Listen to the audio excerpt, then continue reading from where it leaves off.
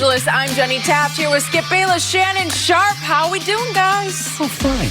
What's funny about I'm always happy. It's about to go down. Really? And I switched Somebody's about to go down. I switched up my breakfast this morning. I'm feeling good. Oh, really? Yeah, Did you take a picture I feel of it? dangerous. You announced that you were on the show yesterday because I asked you if, when you were a Denver Bronco, if you had Instagram, would you have posted your breakfast from the locker room every day? Yes, you would have. I would not have. You would have needed cell phone breaks as a Bronco. No, I would yes, not. you would have, because you get them on schedule on this show every day. What do we get, like 12 minutes? Yeah. And then you get another break. Am I right? And things. Yep. Got 2 phones out. Why you keep saying that, Skip? You're just a product of the Cliff Kingsbury Memorial. I mean, I do stuff in front of you hoping that, it's going to stay between Skip and I. You're a millennial. Clearly, that's not the case. Millennial. Sorry, no secrets are safe around here, Shannon. We have a lot to get to on today's show. Should Antonio Brown stop talking about the Steelers? And is Kevin Durant officially the best player on the planet? No head shaking yet. We're going to start here with LeBron. Windhorst wrote, the scenario has left this question for the 34-year-old. Is this season an outlier, or will it be the new normal? Is this season health-related, age-related, or interest-level-related? Is this just like James's relatively underwhelming first years in Miami, or back in Cleveland, or his Michael Jordan in Washington? What? Years? Yeah. These are questions sometimes being asked within the Lakers organization, within James' own support team, and even by James himself. Some heavy words there, Shannon. Should the Lakers be concerned about your guy LeBron? Absolutely not. The Lakers has a lot of issues. LeBron James isn't one of them. How about worrying about who's going to be your next coach? Who are you going to get in free agency? And can you surround LeBron James with shooters? That's what you should be worrying about, Skip Bayless. Let's be all the way 100. When LeBron James was in the 4th seed, no one worried about was this one outlier season. Nobody can question it.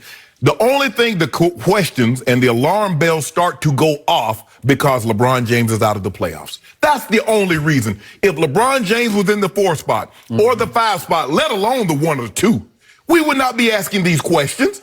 Well, we might be, depending on what his PER was at this point. Well, how about this here? He's 28, 9, and 10 since the All-Star break. Does that sound like a guy that's on the decline? Now, maybe he's not as impactful as he once was, like he drugged that team. You remember, there's a general manager said he took 4 cadavers to the NBA Finals. So maybe he needs 2 of those cadavers to be alive and well and kicking with a pulse or something, Skip Bayless. I love this. This is all you. You make me, Skip, I'm so upset at the Lakers that for me, it's hard for me to believe that LeBron James would start to question his mortality, even though he sees, and after he sees how well he's playing. Granted, Skip, and Jenny said health issues, as if there's more than one. It's an issue. It's singular. It's a growing. He hadn't had the back problems. He hadn't had the hamstring. He hadn't had shoulder. It's an issue. Yeah, it's health related, but there's no issues or shoe. Right. Is this season health related, age related, interest related? But this is what we do know, even in a normal walk of life, whether you're a professional athlete or not. As we start to age, sometimes things start to go wrong.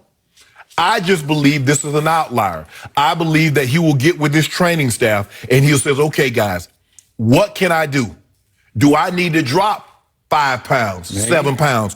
Do I need to do more Pilates, more yoga? Do I need to become even more flexible than what I already am? And so, but I believe, Skip, LeBron James doesn't know this. This is the best thing that happened to him at this point in time in his career. Okay. Because for the first time in 14 years, he's not going to be playing basketball in May. For the first time in 8 years, he will not be playing in June. I think even a bigger advantage is that it's going to give his mind a break. Because, Skip, he's not going to have to worry about what do I need to do to win this game to advance to the next round. And then once the next round, what do I have to do to try to win this NBA Finals? It happened to me in 2014, Skip. The best thing that ever happened to me, although I didn't know it at the time, is when CBS let me go. And I got an opportunity to come on your show. And I was sitting there in the production meeting. I was only supposed to come on for 2 segments. I come on for my segment, and Skip asked me after, could you stay for the rest of the show? I'm like, sure, no problem. I remember getting on the phone calling my sister. I said, this is what I want to do. I said, I could do this. Really? LeBron James is going to sit back and look. Yeah, I do. I said, I can do this. I said, I thought I beat Skip. That my phone was blowing up, Jenny. Ooh, you giving Skip the business. Oh, I knew he Yeah, Skip, that's what he said. That's what he said, Skip. I'm just saying. I'm sorry I brought that up. I was trending. Yeah, Trending? I was trending that day. That day? That day after busting you, hashtag bust Skip up. That's where it started, that Skip. 2014. That's where it started? Yeah. Do you And remember what you were talking about?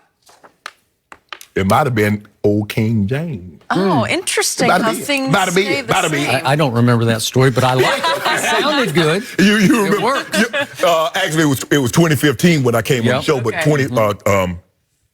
came on several times. Yeah. But Skip, I just think the thing is that had LeBron James still been in playoff contention, well, if he's in not contention, in the playoffs, 4 seed, 5 seed, I don't think we're having this discussion. I think because he's not in playoff, because this is uncharted territory over the last decade and plus. Because we haven't seen LeBron James outside of the playoffs, and we definitely hadn't seen him play like he's playing right. See, I don't think he's playing that bad.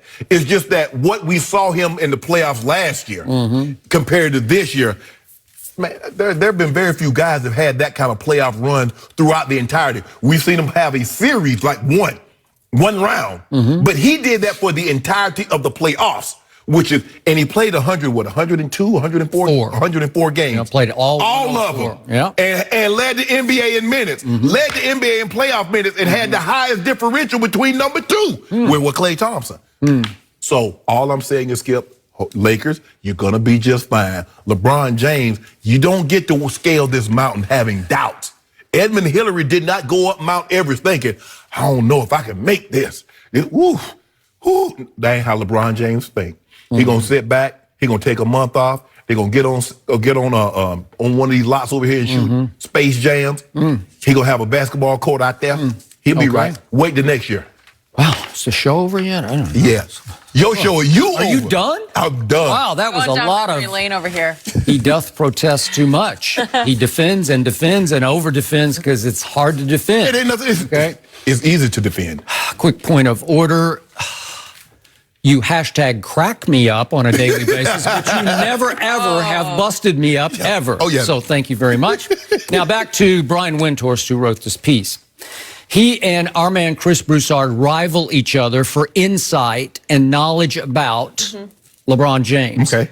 And yet Brian has covered LeBron all the way back to his middle school days in Cleveland when we knew by that point he was going to be something very special. This is a powerful piece written by a Brian Windhorst, who I know very well. And Brian is a big fan of LeBron's, but he's an extremely objective fan. And he just raises some issues that unfortunately, frighteningly, need to be raised at this point in time. And again, I hope you are dead right about all that you said, because I love talking about LeBron. Everybody thinks I'm a LeBron hater, but he's obviously all-time great. This league needs him. The Lakers need him. The show needs him. I don't want to see him hit the wall at this point. Like some players just hit the wall and they're never quite the same. And Brian, at the end of his piece, he brings it up. He says, you know, there's a concern here. There's a case to be made that players don't often have bounce back years in a season in which they turn 35 years of age. That would be a very special thing.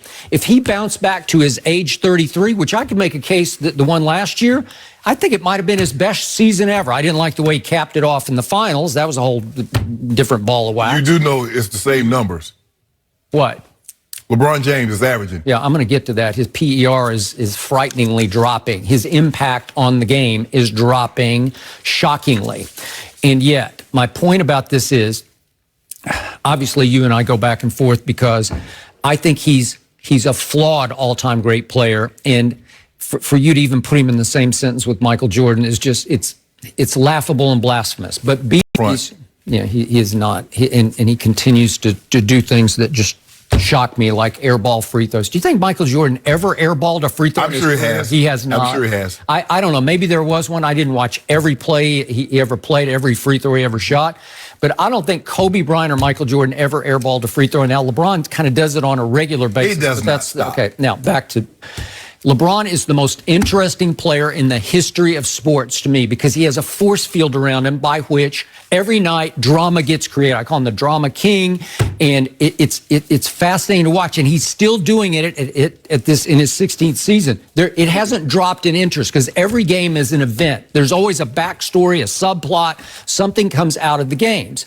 But you keep waiting for him to take it back up to that level, and they got off to a good start this year. But I told you there were 8 games early in this year that were sitting on a platter for the king to close, and for whatever reason he didn't have enough help or he didn't have enough shooters around him, whatever. They didn't close those deals, or we might be having a different conversation right now. And then we saw him, he slipped against Golden State. He lost his footing, whatever, in the groin, whatever it did. Did it pull? Did it tear? I don't know, because nobody seems to really know except one man knows, and that man has that groin in his leg. So I don't know if it's still troubling him, bothering him. I don't know. But then we saw him the other night, last Friday night against Brooklyn, 23 seconds left in that game, and he